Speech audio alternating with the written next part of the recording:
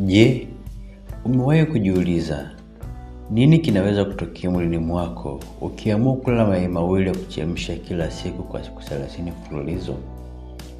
Watu wengi hula mayai bila kujua kuwa ni miongoni mwa vyakula vyenye virutubisho vingi sana vinavyoweza kuathiri afya kwa njia mbalimbali. Wengine huogopa mayai wakiamini yanaongeza cholesterol hatari, huku wengine wakiyaona kama chakula bora cha kujenga mwili. Lakini ukweli ni upi? Katika video hii tutachunguza kwa undani mabadiliko ambayo yanaweza kutokea mwilini unapokula mayai mawili ya kuchemsha kila siku kwa mwezi mmoja. Hakikisha unaangalia mpaka mwisho, kwa sababu faida ya mwisho huenda kushangaza zaidi. Kama unapenda mada za afya, ni kuombe bonyeza alama subscribe kisha pembeni yake. Tuanze kuangalia. Mwili wako utaanza kupata protini ya kutosha. Mayai ni moja ya chanzo bora sana cha protini yenye afya na ubora wa juu. Yai moja lina wastani wa gramu 6 mpaka gramu 7 za protini.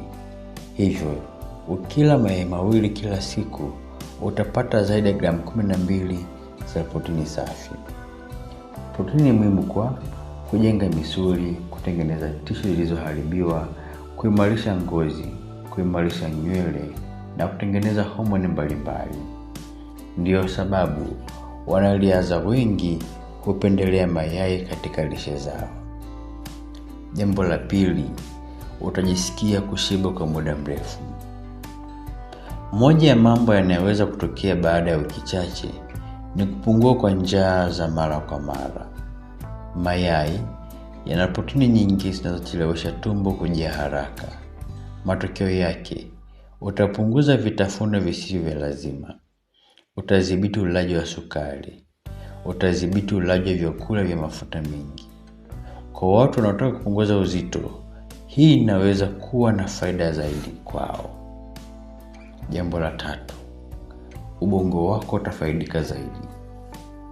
Mayai yana kirutubisho kiitwacho kolini.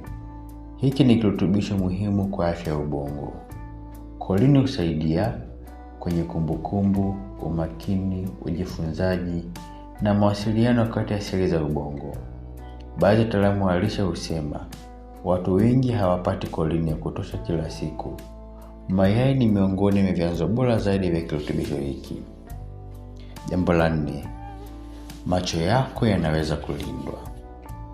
Kiini cha yai kina antioxidant muhimu, miongoni mwa lutein na zeaxanthin. Virutubisho hivi husaidia kulinda macho dhidi ya madhara ya umri. Vinaweza kusaidia kupunguza uchovu wa macho, kulinda retina na kusaidia kuona vizuri. Jambo la 5, ngozi yako inaweza kung'aa zaidi. Baada ya siku kadhaa za matumizi ya mara kwa mara, mwili hupata vitamini mbalimbali kutoka kwenye mayai. Mayai yana vitamini A, vitamini D, vitamini E na vitamini B12. Vitamini hizi huchangia afya bora ya ngozi. Ngozi inapata lishe bora kutoka ndani huonekana yenye afya zaidi. Jambo la 6, nywele zinaweza kuwa na nguvu zaidi. Mayai yana protini na madini mbalimbali. Virutubisho hivi ni muhimu kwa afya ya nywele. Watu wengi wenye upungufu wa biotini hupata matatizo ya nywele kukatika kwa urahisi. Mayai yanaweza kusaidia kuongeza upatikanaji wa kirutubisho hiki mwilini. Jambo la 7, misuli yako itaimarika. Kwa watu wanaofanya mazoezi, mayai ni miongoni mwa vyakula bora zaidi vya kusaidia ukuaji wa misuli. Protini ndani ya mayai ina amino acid muhimu ambazo mwili huzitumia kujenga misuli mipya. Ndiyo sababu mayai hupatikana kwenye mlo wa wanariadha wengi duniani. Namba 8, mifupa inapata msaada. Mayai na vitamini D. Vitamini D ni muhimu kwa mifupa, meno na ufyonzaji wa calcium. Watu wengi hupata upungufu wa vitamini D bila kujua. Mayai yanaweza kusaidia kuongeza kiwango cha kirutubisho hiki. Jambo la 9, kinga ya mwili inaimarika. Mayai yana virutubisho vinavyohusika katika kazi za kinga mwilini.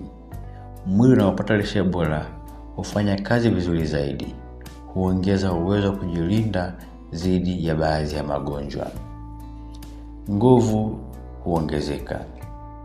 Mayai yana vitamini za kundi la B, yani vitamini B.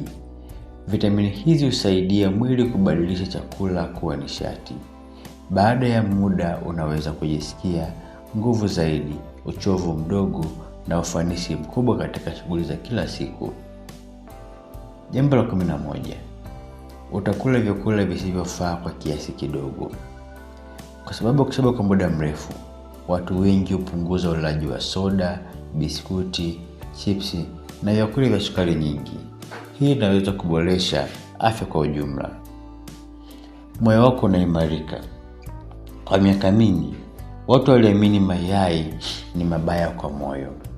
Lakini tafiti nyingi za kisasa zinaonyesha kuwa watu wengi wenye afya nzuri hula mayai kwa kiasi kunaweza kusaidia kuimarisha lishe zao au afya zao.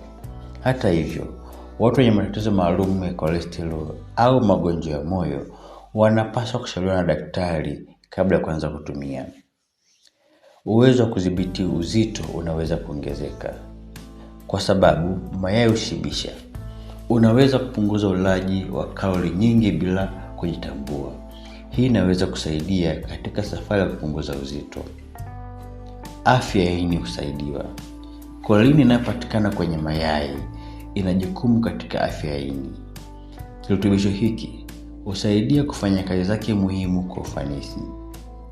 Jambo la 15, mwili wako utaanza kupata lishe iliyo kamili zaidi.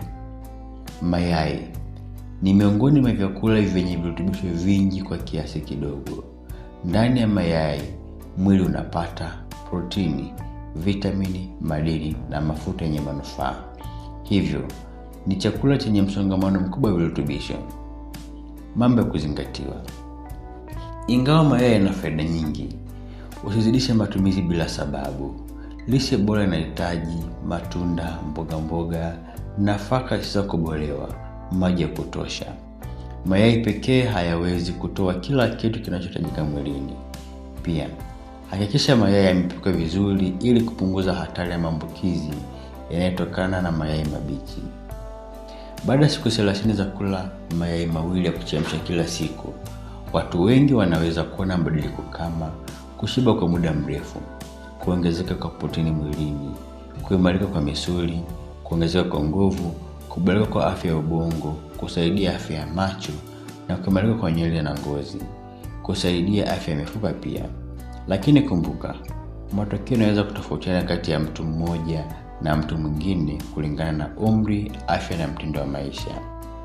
Je, wewe unakula mayai mara ngapi kwa wiki? Andika kwenye maoni. Usisahau kusubscribe, kulike na kushare video hii kwa marafiki wengi zaidi.